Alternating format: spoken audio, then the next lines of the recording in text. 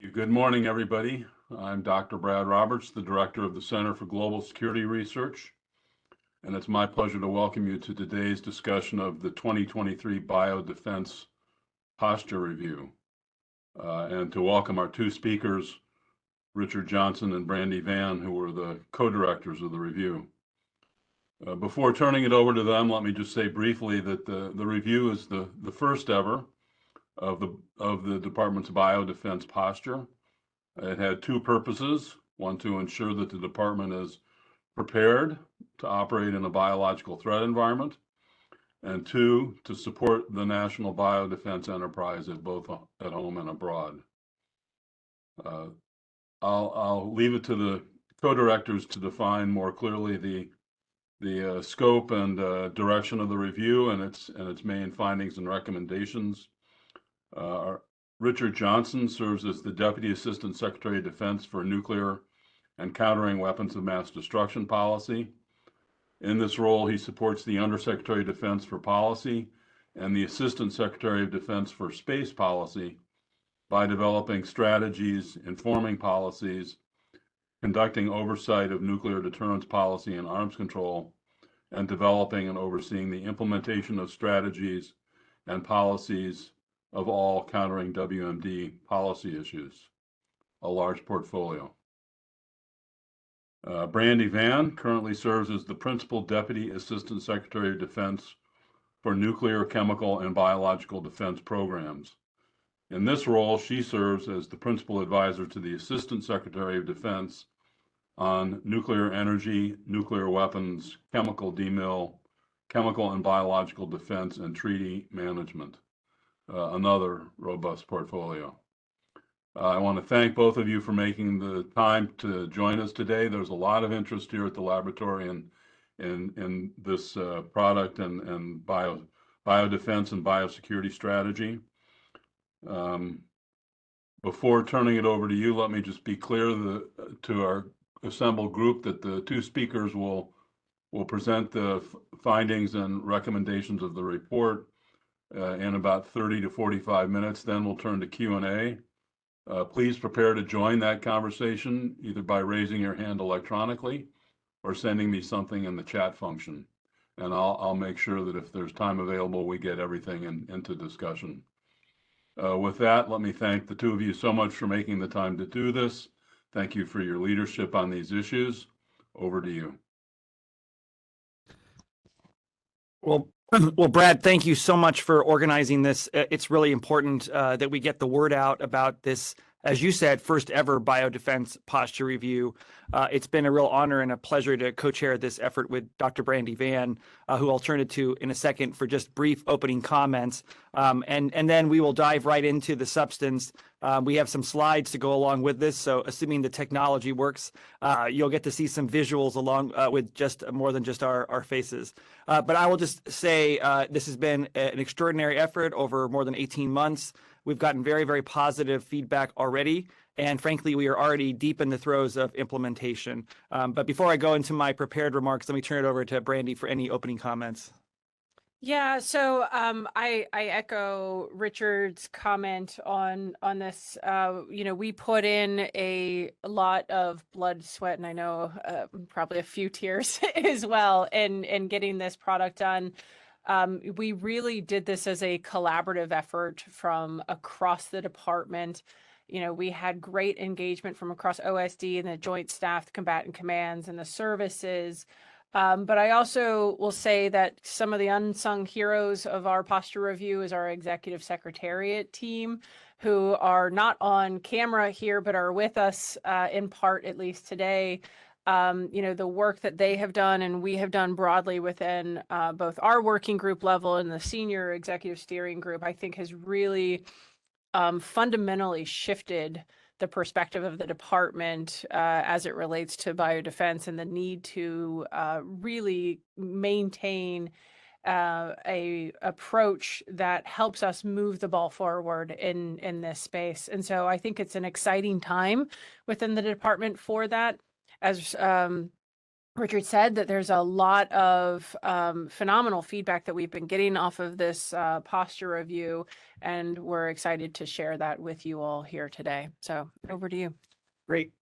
And I think we'll launch right into the slides here. So just to start and say, as we like to do, we'll go to the top level and note that, this review is aligned to all the national strategies that this administration has put forward. President Biden's national security strategy clearly articulated the United States is at a pivotal moment in what we are calling a decisive decade, with a rapidly changing security environment. And among those national security challenges are the increasing number and complexity of biological threats. The 2022 National Defense Strategy recognized the potential impact and risk of biothreats in achieving the objectives laid out in that document.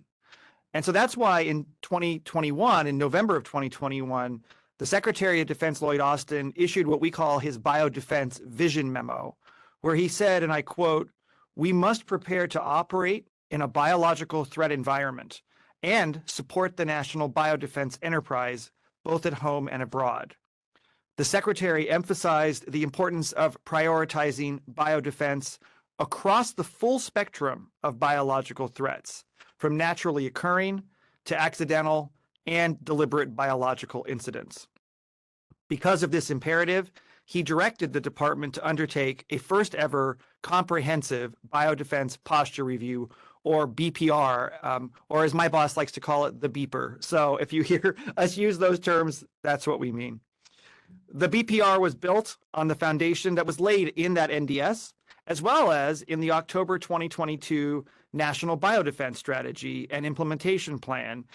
This is an important document, this NBS, because it's not only a DoD document, it is an interagency document. And in addition, we took lessons learned from the COVID-19 pandemic response, all in order to posture the department to counter biothreats through 2035. Biodefense plays a key role in supporting national defense strategy priorities and building a joint force and defense ecosystem that is resilient to biothreats and bioincidents. The DoD and the nation is at a pivotal moment in biological defense as we face an unprecedented number of complex challenges, as outlined in these strategies. We are intending to implement the significant reforms that are outlined in the BPR to ensure a resilient total force that deters the use of bioweapons, rapidly responds to natural outbreaks or other biological incidents, and maximizes biosafety and biosecurity for laboratories globally. As the slide notes, the BPR validates a definition of biodefense that spans naturally occurring, accidental, and deliberate threats. Next slide. Just to note, the Biodefense Posture Review's purpose was, as Dr. Vann said, a whole of department effort, including inputs from offices, agencies, combatant commands, and services that have distinct roles and authorities in deterring biothreats, as well as protecting the force and responding to bioincidents. On the slide, you can see a quick summary of the direction that we received from the Secretary and the Deputy Secretary as we initiated this review. As I said, co-led by Dr. Vann and our colleagues in the Office of, in the Undersecretary of Acquisition and Sustainment. Three key strategic goals guided these efforts and the reform initiatives that were identified. They are: one, DoD is resilient to biological threats and hazards and able to project force and maneuver freely in a biological hazard and threat environment. Two, DoD manages risk to global mission requirements while appropriately supporting civil authorities as a whole of government response to bioincidents. And three, that DoD will provide continued support to allies and partners and compete to prevent adversary advantage as we respond to crises. And as I said, while the BPR was an internal DoD review, we got very, very good feedback and consultation with external stakeholders, including industry partners, academia, and global biodefense and health security experts. And I'll turn it over to Dr. Vann for the next slide. Yes, so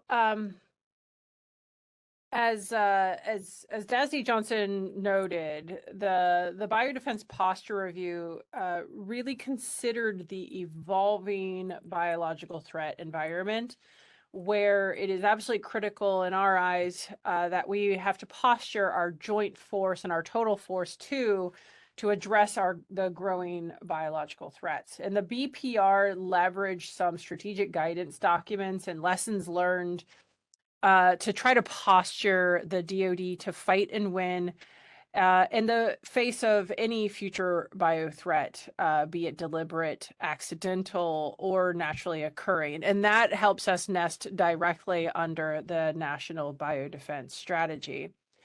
As we've seen through the COVID-19 pandemic, an infectious disease outbreak could rapidly spread across oceans and continents and directly affecting the US population as well as our allies and partners.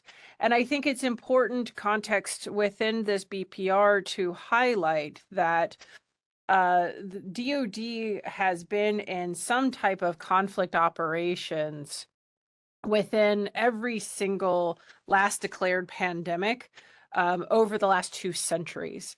So while these are not bioweapons, they have absolutely all challenged our operational capabilities, our restriction of movement, our force flow, our force design, and our logistics and supply chain. So all of that is kind of added into that. We are also seeing a risk of laboratory accidents increasing, fundamentally with the increasing number of laboratories around the world that are looking to do high-risk scientific research and development with the potential of pandemic pathogens without appropriate oversight. And then finally, the use of biological weapons or their proliferation by state and non-state actors really presents, a significant challenge to our national security and the total force. We know that PRC, Russia, North Korea, Iran probably all maintain the knowledge and capability to produce and employ traditional pathogens and toxins. And as many of you are aware of from your laboratory perspective, the rapid pace of S&T advancements and the democratization of biotechnology combined with the decrease of international norms ultimately creates an increasingly number of biological risk factors, and ultimately the greater need for biosafety, biosecurity, and biodefense readiness. Now, it's highly likely that we don't know the origin at the onset of a biological incident. So what the department prioritizes as its utmost importance is a resilient and ready force to our national defense, again, no matter that origin. Now, biodefense is more than just public health. It's more than COVID. It's more than clinical care. We must maintain DoD resilience to naturally occurring and pandemics. And we value our partnership through the National Biodefense Strategy and interagency stakeholders who work to address these threats daily. But most importantly, we must posture against key and unique deliberate threats and maintain a focus on DoD primary roles to deter biological weapons. This evolving threat environment for us is driving the changes in our research, development, and acquisition enterprises, our approach to RDA, our investments within the early warning space, understanding and responding to and mitigating emerging biothreats. We go to the next slide, please. So as you can see on this slide, the BPR initiated a series of key reforms to posture the department to counter biothreats through 2035. The outcomes of the review deliver, in our view, a more empowered, collaborative, and integrated approach to biodefense, and prepares the department to face future biological threats and more rapidly respond to bio incidents. As we developed the BPR, we were strategic in aligning these recommendations within the department's program and budget review processes in order to advocate for the necessary funding to initiate these reforms. And I will not go into the details here, but we can talk in Q&A. Dr. Vann, even more expert than I, but we were very proud that this BPR was aligned to the president's budget that was released for fiscal year 24 that has $813 million across the 5-year period for these BPR reform initiatives. As you know, as many of you know, the DoD responds to bio incidents through collaboration with other U.S. interagency partners as well as allies, working collectively to understand the threat, enhance the preparation and protection of the force, and quickly respond to and mitigate the effects of any bio incidents. Now, the National Biodefense Strategy establishes that deterrence of bioweapons and deliberate attack is the singular lead role for the Department of Defense and acknowledges where DoD may uniquely contribute to efforts led by other departments and agencies. So to achieve that objective, we are considering biodefense within our overall strategy laid out in our National Defense Strategy of integrated deterrence, anchoring with allies and partners to campaign against adversaries and threats posed by biological weapons. In fact, one of the strategic goals identified in the BPR that guides our efforts is that DoD should provide continued support to our allies and partners. In concert with the total force resilience, collaborative biodefense engagement with our allies and partners through training and exercises, as well as in the research, development, and acquisition space, improves our mutual biodefense, strengthens our alliances, improves interoperability, and promotes burden sharing. These partnerships maximize effectiveness and minimize risk to the total force. Through established processes, as well as through the now established Biodefense Council that Dr. Vann will speak about later, the department is seeking to identify and develop appropriate and regular mechanisms to maximize the sharing of intelligence across DoD and within the U.S. government, as well as, where possible, with allies and partners to support such biodefense activities and to identify additional DoD intelligence requirements and priorities. I'm going to turn to Dr. Vann to go over some of the other reforms represented here on this slide. Yeah, so there's a few that I want to spend some time talking about, especially for those of you in the DOE space, as you kind of integrate within the Department of Defense and understanding what some of these things on this slide means. So I want to start with how are we kind of enhancing, as Dazzy Johnson had mentioned, enhancing our early warning and understanding to counter some of these threats. So as we are looking at how do we reform both the demand signal as well as the processing of that demand signal, it really starts with understanding what does that threat analysis look like in terms of both intelligence support to the Department of Defense, but also how do you appropriately characterize those potential threats to determine whether or not you have gaps in or vulnerabilities within our operational structure or within our capability sets and kits.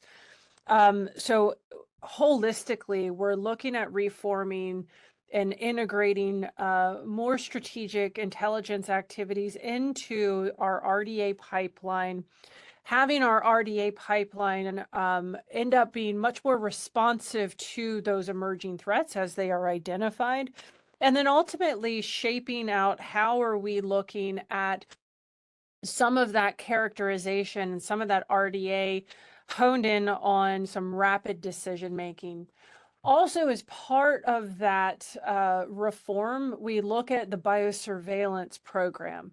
Now, this is something that the department has worked on for quite a while.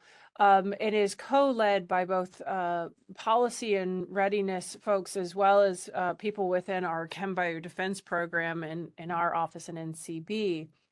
And biosurveillance has long been discussed in multiple frameworks. One, which is very much a clinician's approach to biosurveillance, and then the other one is very much about, environmental surveillance or wastewater surveillance. This BPR reform really honed in on the need to try to combine all of these sources of information to increase decision making, not only for our capability development pipeline, but ultimately for our commanders, the key decision makers within the department, as well as within the operational community. But that also comes to some of our requirements pipeline reforms that we have here labeled, which our joint staff has done a tremendous job in leaning forward and trying to refine how they are pulling in requirements from the services and the combatant commands, and then ultimately delivering thoughtful capability-based assessments and directed requirements messages to our either our planners or our RDA pipelines, so that we can be much more targeted on what those threats might need to be.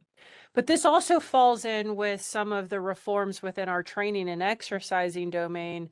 And Dasty Johnson touched on this, but I think it's really important that we understand that across the preparedness of a total force, those exercises and training requirements have to absolutely be nested in responsive research, development, and acquisition. And then with that, given the fact that this also means a stronger demand on our laboratory structures, making sure that we have a strengthened and a very robust biorisk management pipeline and oversight within the department is really critical. And then finally, we mentioned a little bit before about the need to speed our responses ultimately to mitigate the impact of any bio incidents to our DoD missions and on our force structure. And some of the initiatives that we've started currently is first having a better understanding of our common operating picture across all combatant commands, meaning what is our material readiness posture? It doesn't help us if what we need is vaccines and therapeutics in the Indo-PACOM area, but they're all over in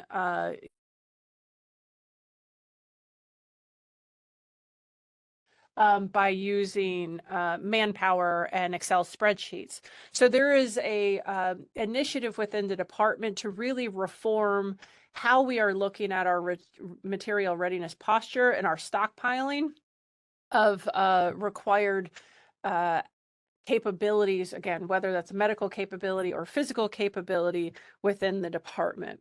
It also means anybody that, had problems finding things during COVID-19 understands that we do have some vulnerabilities in our supply chain and our logistics supply chains.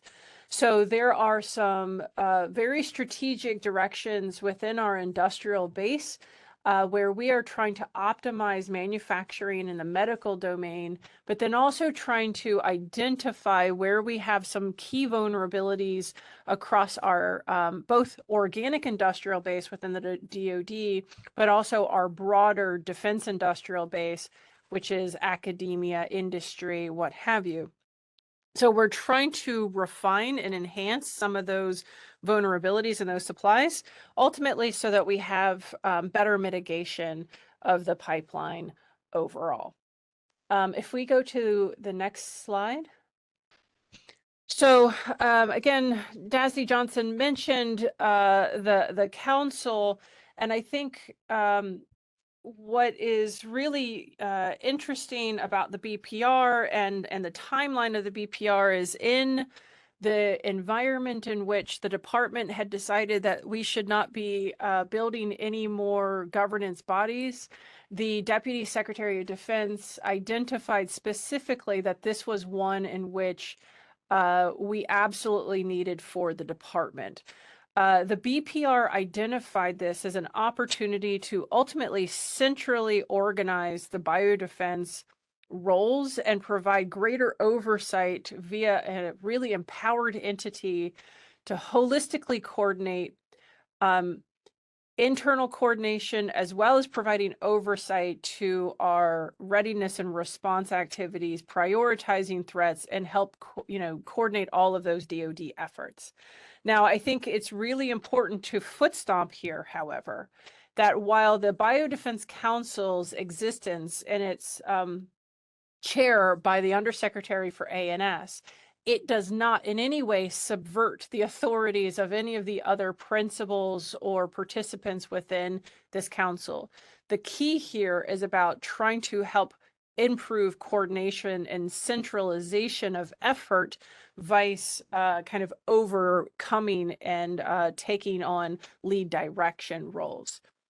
As I mentioned, the Biodefense Council will serve as this centralized entity to help not only address the reforms coming out of the Biodefense Posture Review, but it is also ultimately here to serve as the principal forum by which we will advise the Secretary of Defense, the Deputy Secretary of Defense, and then ultimately all other DoD leadership on biodefense issues, while also serving as a facilitating integrator of actions, activities, information flow, and then enabling collective decisions and attacking very tough and very acute biodefense challenges as they arise.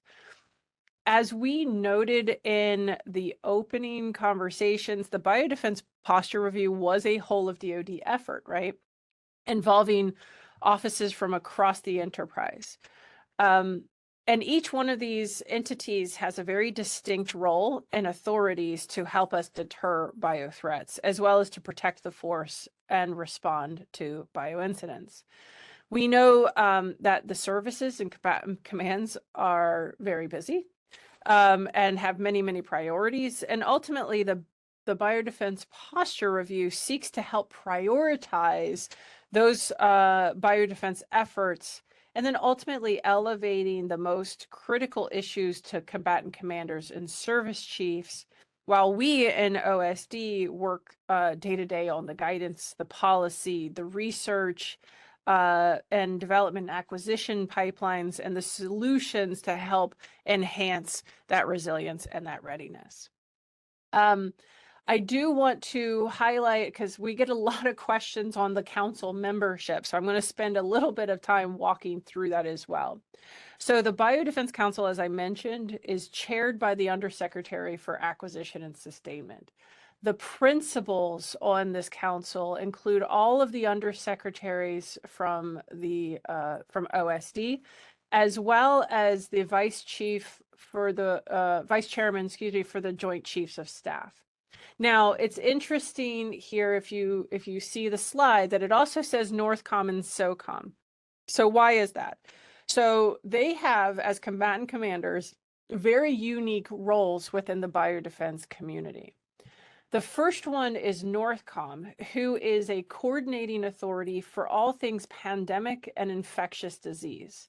And then SOCOM commander is the coordinating authority for countering weapons of mass destruction, of which biodefense and bioweapons is a key part of that countering weapons of mass destruction domain. So each one of those combatant commanders play a principal role within the council to help shape the engagements and the decision making and the activities within that council process. And then we don't want to leave out the rest of those participants that also have very equal role, or not equal roles, but important roles, I should say.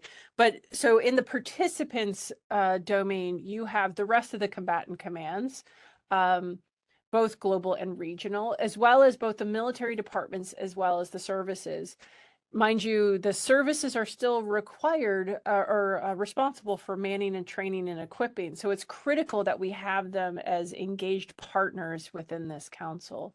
And then we also include our defense agencies. And then ultimately, as Dazzy Johnson said, it was really critical for us that we did all of the work of the BPR within the timing and activities of the department itself. So we also include our CAPE and our comptrollers, so that in case there's any resourcing discussions that might be needed, they are directly engaged in those conversations. And then we can't do what we do without engaging specifically the intelligence community, as well as having some information provided of what's going on within the interagency and our allies and partners. And we are very lucky that we have strong policy colleagues within the council that help us have that greater understanding of what's happening within the interagency. Okay, so let's take a next slide, please. So we convened the last, or I should say, the first and the last. No, the first Biodefense Council in September, not the last, just the last one that we did. And what we did there was work on baselining the review. So we have been working on the Biodefense Posture Review for, Almost 2 years. Almost 2 years. And so, as you could imagine, a lot of principles within the services and within the combatant commands had turned over. So we had decided that within the first Biodefense Council, we really needed to do a scene setter, and we needed to do a rebaselining that talked about not only the threat scene setters that we had done throughout the BPR, but also a review of those Biodefense Posture Review outcomes and findings, as well as some critical assessments that had been done actually by both combatant commanders and within the Joint Staff. But we recognize that that is just number one, and there are plenty of activities and work ahead. And as I tell my Biodefense Council Secretariat, everything is just begun. So we are in the process of actually developing a work plan for the coming year and beyond that not only is responsive to current day's events, but is also strategic in thought to make sure that we keep in mind the bigger picture and the alignment to the National Defense Strategy and National Biodefense Strategy. And also that we focus on making sure that we are pacing the threat and we're regaining advantage in this space. So with that, I'll turn it back over to either Dazzy Johnson or to Brad. Yeah, over to Brad.